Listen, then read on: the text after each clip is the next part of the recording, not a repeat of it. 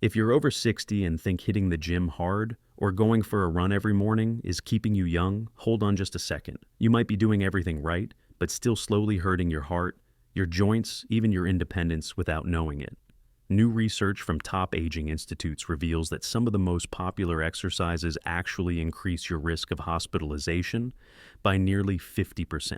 Surprised you should be, because today we're diving into the 3 worst exercises for your heart after 60, and the 3 simple movements that could literally add years to your life. So, if staying active, sharp, and mobile truly matters to you or someone you love, hit that like button, subscribe to Health Wisdom, and don't miss what could be the most important health decision you make this year. And hey, tell me in the comments, what's the one exercise you've always loved but secretly wondered if it's still safe for you? Welcome to Stories True Health, where real stories meet real science. Guided by Dr. True, we uncover the hidden truths behind aging healing and the choices that shape our future. In a quiet community hall nestled in rural Vermont, Dr. Harold Bennett adjusted his glasses and faced the small crowd of seniors seated before him. At 67, the retired cardiologist still carried the calm authority of someone who had spent decades reading not just heart monitors, but people. "You're here because you care," he said, his voice steady, "and because nobody ever told you that the very exercises you're doing to stay alive might actually be speeding up the clock." Murmurs echoed across the room, a mixture of curiosity and unease. Dr. Bennett had seen it all. Athletes turned invalids well-meaning, retirees sidelined by workouts meant for younger bodies. He recounted the story of George Wright, a 66-year-old former accountant who took up marathon training after retirement. George was fit, determined, and meticulous.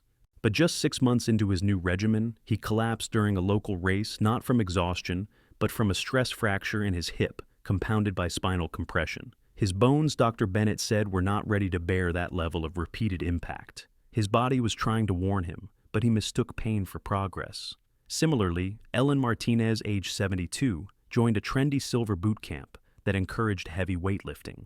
Within weeks, she suffered a torn rotator cuff. The recovery left her isolated, dependent on caregivers, and reluctant to return to any physical activity. Dr. Bennett explained that as we age, our bodies undergo structural changes that cannot be reversed with willpower alone. Bone density declines due to reduced osteoblast activity, cartilage thins, and blood vessels lose elasticity. Muscles lose both mass and flexibility, making sudden or forceful movements significantly more dangerous. According to a 2019 report by the National Institute on Aging older adults who engaged in high-intensity or high-impact workouts without medical guidance had a 48% higher risk of hospitalization compared to those following age-appropriate programs. "That's nearly 1 in 2, Dr. Bennett said, pausing for effect. "Not a statistic. That's your neighbor, your spouse, you." He emphasized that exercise is not the enemy, poorly chosen exercise is. Too often, older adults chase youth instead of adapting to aging. They lift what they once could run where they once strolled, jump without thinking of how much harder gravity hits a body that's already fighting osteoarthritis and stiff joints. He added, "When you turn 60, every movement should be an act of love, not an act of ego." The room had grown quiet. What began as a casual seminar was starting to feel like a wake-up call. "But we're not here to fear movement," Dr. Bennett continued. "We're here to understand it, to choose it wisely, and to make sure every step adds life, not takes it away." With that, he took a sip of water, clicked to the next slide on his presentation, and said, "Now, let's talk about the first silent mistake. The one exercise almost everyone thinks is healthy, but could be destroying your joints and heart without warning." Welcome to Chapter 2, The Invisible Threat. Dr. Bennett clicked the remote, and the image of a man jogging on a sunlit trail filled the screen. High-impact running, he began, has long been romanticized as the purest form of staying fit. But for bodies over 60, it's more like quietly striking a match near dry kindling.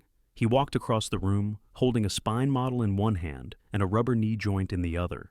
"Each time your foot hits the pavement," he said, tapping the bone against the floor, "your joints absorb a force equivalent to 2 to 3 times your body weight. Now, multiply that by thousands of steps per session."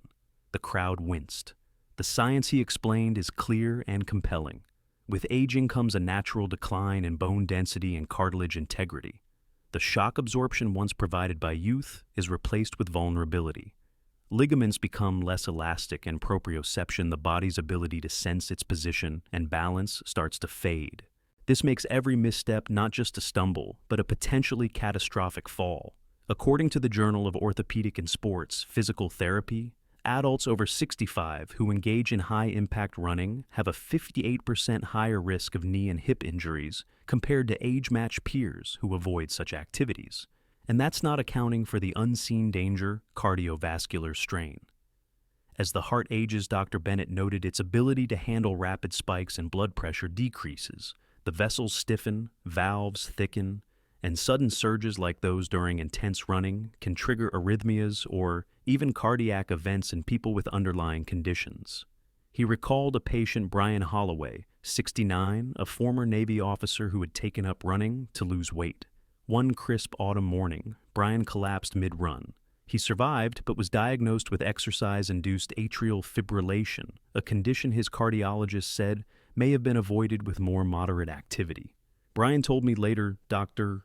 Bennett added that he thought pain was progress. He mistook exhaustion for effectiveness. That belief, he emphasized, is dangerous. He encouraged the audience to consider lower-impact alternatives like brisk walking, swimming, or stationary cycling. These offer cardiovascular benefits without punishing joints or overtaxing the heart. Running isn't inherently evil, he said. It's just no longer built for the vessel you're in. And that's not a failure, that's biology. Several heads nodded slowly, some with visible regret. Remember, he said gently, we're not here to mourn what we can't do. We're here to celebrate what we still can. As the lights dimmed and the screen faded, Dr. Bennett glanced toward a pair of dumbbells on a bench in the corner of the room. Of course, he said, turning back to the crowd, running isn't the only activity that can betray you. Sometimes the pursuit of strength itself leads us straight into harm's way. Let's turn now to a form of exercise many seniors believe proves their power, but may be eroding it from within. Chapter 3. The Weight of Pride. The next image on Dr. Bennett's screen showed a smiling elderly man gripping a barbell at a gym, his veins bulging with effort. This, Dr. Bennett began, is the picture we've been sold: strength, discipline, resilience. But in truth, for older adults, lifting heavy weights can quietly become one of the most deceptive and dangerous activities they pursue. He paused, holding up a model of the human shoulder. This joint here is among the most complex and fragile in the body. After age 60, its supporting structures, the rotator cuff tendons, lose elasticity and hydration, making them prone to tearing under sudden or excessive strain. The audience leaned in. He explained that, as we age, muscle mass declines naturally through a process called sarcopenia, but equally critical is the loss of tendon strength and joint lubrication. Heavy lifting amplifies stress on these structures, especially during exercises like squats, deadlifts, and overhead presses. When you're young, the body compensates, he said. But in your 60s or 70s, it simply can't keep up with that kind of load. He cited a study published by the American Geriatric Society, which found that seniors who engaged in high-intensity resistance training with heavy weights were at a significantly higher risk of acute injuries, especially tendon ruptures, spinal compression fractures, and cardiovascular events. One of Dr. Bennett's most memorable patients was Ellen Martinez, 72, who had taken up heavy lifting after seeing a viral video on Super Seniors. She started with determination, joining a local gym and hiring a young personal trainer. Within 3 weeks, she attempted a bench press of 40 pounds. The result, a complete tear in her left rotator cuff. She told me afterward, Dr. Bennett recalled, that it wasn't the pain that hurt the most, it was the sense of failure, the feeling that her body had betrayed her when she was trying to take control of her health. But the truth, he explained, is that her body had been asking for moderation, not punishment. Cardiovascular risks are also not to be underestimated. When seniors lift heavy weights, the strain causes rapid increases in blood pressure, sometimes reaching levels that trigger arrhythmias or even strokes, especially in those with undiagnosed heart conditions. Strength isn't about how much you can lift, Dr. Bennett said. It's about how smartly you preserve the strength you have. He then encouraged a shift toward light resistance training, dumbbells under 10 pounds resistance bands, or even bodyweight exercises like wall push-ups and chair squats. These methods still stimulate muscle fibers, support bone density, and improve stability without risking catastrophic injury. Don't chase the past, he told them. Build wisely for the future. As he turned to the final slide, showing a senior mid-jump in a fitness class, he grew more somber, because the next threat is far more sudden. It's fast, explosive, and unforgiving, and it's the reason some seniors never walk again after a single bad day at the gym. Chapter 4. Jumping into Danger.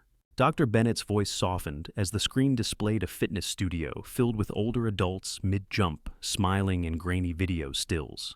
Plyometric exercises, he began, are often sold as the fountain of youth movements designed to restore power coordination and speed.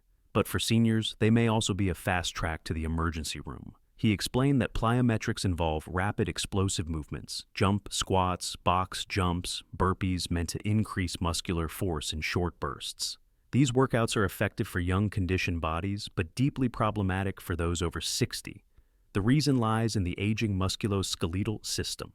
As we get older, Dr. Bennett said, tendons become less elastic, ligaments more brittle, and bones more fragile. Reflexes slow down, and balance deteriorates subtly year by year. These changes are invisible until you land wrong. He referenced a study from the Centers for Disease Control and Prevention (CDC), which showed that falls are the leading cause of injury-related deaths among adults aged 65 and older. Many of these falls stem not from accidental slips, but from deliberate sudden movements, like those found in plyometric routines.